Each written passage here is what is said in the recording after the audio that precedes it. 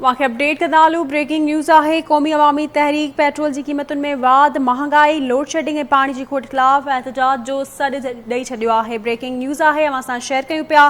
Petrol की क़ीमतुनि में वाध ऐं महांगाई ख़िलाफ़ सिंध जा माण्हू रोडनि ते निकिरी भरपूर एहतजाज कनि। अयाज़ लतीफ़ पली जो चवणु आहे त पेट्रोलियम शयुनि जे अघनि में कयल वाध बिना देर वापसि वरिती वञे।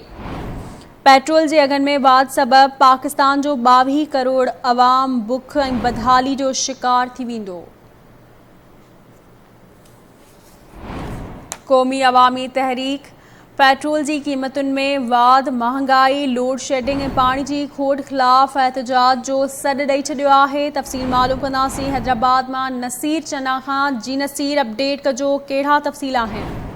जी संजय, क़ौमी अवामी तहरीक जे सरबराह अयाज़ लतीफ़ पली जो पेट्रोल की क़ीमतुनि में वाध, शदीद महांगाई, लोड शेडिंग ऐं पाणी खोट ख़िलाफ़ क़ौम खे एहतजाज जो सॾु ॾेई छॾियो आहे। इस सिलसिले में संदसि चवणु आहे त पेट्रोल की क़ीमतुनि में वाध ऐं शदीद महांगाई ख़िलाफ़ सिंध जा माण्हू रोडनि ते निकिरी भरपूर एहतजाज कनि। जॾहिं त अज़ाबनाक लोड शेडिंग ऐं पाणी जी खोट ख़िलाफ़ आम माण्हू पुरअमन धरना हणनि। अयाज़ लतीफ़ पली जो चवणु आहे त पेट्रोल जी वधायल क़ीमतूं फौरी तौर जेको आहे वापसि वरितियूं वञनि। IMF जूं पॉलिसियूं अवाम दुश्मन आहिनि। मुल्क खे आलमी मालियाती इदारे वटि गिरवी रखी कॾहिं बि तरक़ी नथी करे सघिजे।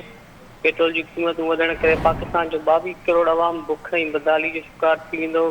पेट्रोलियम शयुनि जी क़ीमतूं वधण करे मुल्क में केतिरी बदतरीन सूरत हाल पैदा थी सघे थी। नाअहल हुकुमरान खे अवाम जो को फ़िक्र न आहे। महांगाई वधण करे अवाम सख़्तु परेशान थी वियो आहे। रोज़ाना महांगाई वधण सां अवाम बदहाल थी रहियो आहे।